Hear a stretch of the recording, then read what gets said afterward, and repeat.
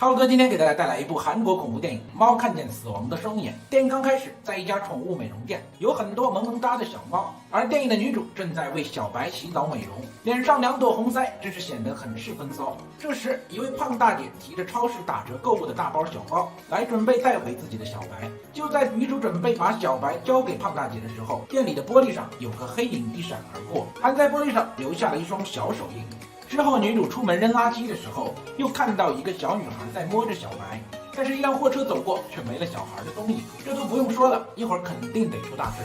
果然不出涛哥所料，胖大姐回家坐电梯的时候，发现电梯怎么也关不上，怀中的小白脾气也变得异常暴躁。这时，胖大姐的老公下楼找胖大姐，看来是怕漂亮的胖大姐会被坏人掳走，于是打电话给胖大姐。接着在电梯里听到了胖大姐的手机声，等开门一看，发现胖大姐在电梯里领着盒饭。画面转到女主这里，女主正在接受测试。原来女主从小就有幽闭恐惧症，只要一进密闭的空间，立马犯病。女主就问医生：“我这病怎么还不好？”医生说：“这不能光靠我们的药，还得靠你自己。”没听说过一句话叫“求人不如求己”吗？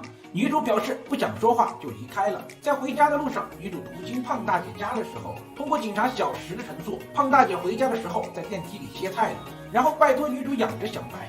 因为女主喜欢警察小石，所以就答应了下来。回到店里，女主被店长一顿责备，因为胖大姐死的时候，小白就在旁边，怕不吉利影响店里的生意，所以让女主送走了小白。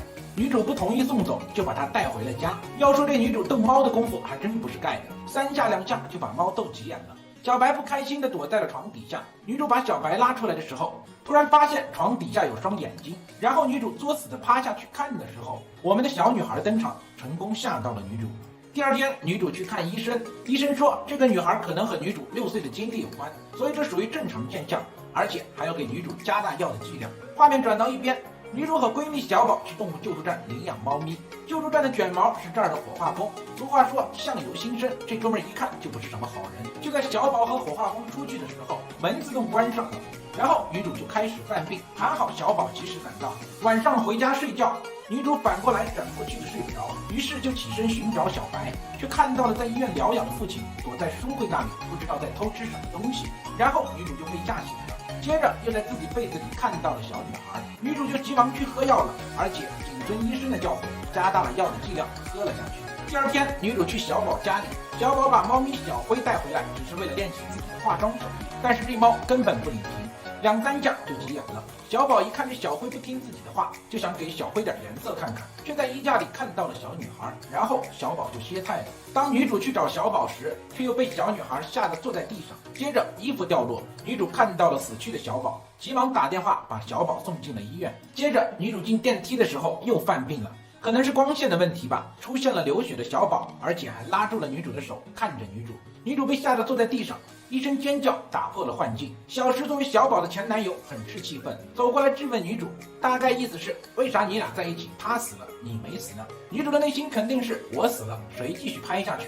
晚上回到家，女主给小白做饭，不小心割破了手，这时小白就跑过来舔女主，但没想到小白却把女主留下来的血全吃了。女主心慌的赶紧把小白推开，后来实在受不了，就准备把小白送走，但是胖大姐的老公却说，这猫不管你要打要杀，反正不能留在我的家里。自从有了这只猫，胖大姐生前经常说自己家有个小女孩，实在太诡异。但是女主也很害怕，现在吃自己的血，谁知道最后会吃什么？于是女主就有了扔掉小白的念头。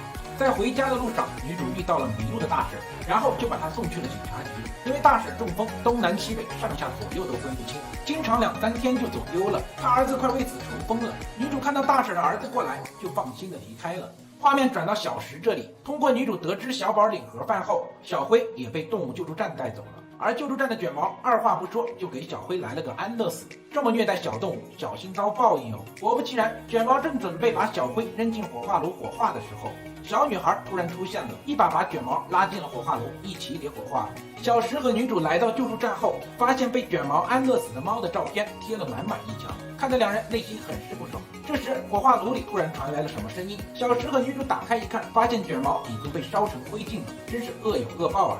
2人又找到救助站的负责人短发妹，短发妹说小宝的猫是在上水公园抓到的，同一时间抓到的还有8只小猫。还包括胖大姐养的小白。两人出来后，女主就开始分析了。三个人死的时候，一个在电梯，一个在小黑屋，一个在火炉，都属于密闭空间。女主觉得这里一定有猫腻。随后，女主到动物保护协会了解到，在水上公园的小区附近接到居民举报，在作废的锅炉房以前有很多的小猫，因为它们到处流窜，所以当时就把所有小猫出入的洞口给封住了。女主刚了解到这种事儿，就打算去看看，却接到了店长咆哮的电话。由于女主迟到早退，店长已经气得冒了烟，还说别以为你长得好看就可以白吃饭，不想干赶紧滚蛋。店长刚撂下电话，就看到了诡异的小白。这店长正在气头上，又遇到了脾气暴躁的小白。店长正准备给他的颜色看看。俗话说，人在做，鬼在看。店长，你这么做是不对的。然后小女孩出现，店长也跟着领了盒饭。随后女主回到店里，看到死去的店长和竖着尾巴的小白，吓得女主急忙逃到了门外。到了晚上，女主准备去白天查到的地方看一下，然后又遇到了迷路的大婶。女主就问大婶家在哪，大婶貌似也不记得自己家在哪，只记得自己孙女失踪很久了，问女主是不是带走了自己的孙女。无奈的女主只好打电话求助小石。刚把大婶送回家，小石就发来信息，原来自己经常看到的小女孩就是大婶的孙女。女主顿时懵逼了，就问大婶孙女在哪里。大婶却把自己给孙女的围巾围到了女主的脖子上。这时大婶的儿子回来了，女主就要离开，刚出门就在窗户上看到大婶的儿子殴打大婶。在此，涛哥想提醒大家，羊羔跪乳，乌鸦反哺，不管母亲再怎么糊涂，她还是你的母亲。要知道自己也会有老的那一天，现在这么做，以后老了小心自己遭报应。接着女主又看到了小白，于是跟着小白的指引来到了废弃的锅炉房，在锅炉房看到了大婶的孙女阿珍的尸体。原来阿珍以前经常会来这里陪猫咪玩耍，有一次听说要封闭锅炉房的时候，阿珍就把几只小猫藏在了锅炉里，而自己也不慎摔跤晕了过去。阿珍就这样被封在了锅炉里，还好死的时候有几只猫咪陪伴着自己。女主到最后把大婶送给自己的围巾给了阿珍，小石也在锅炉里找到了女主。出去后，女主不仅看了自己的父亲，而且自己的幽闭恐惧症也好了很多，最后和小石走在了一起。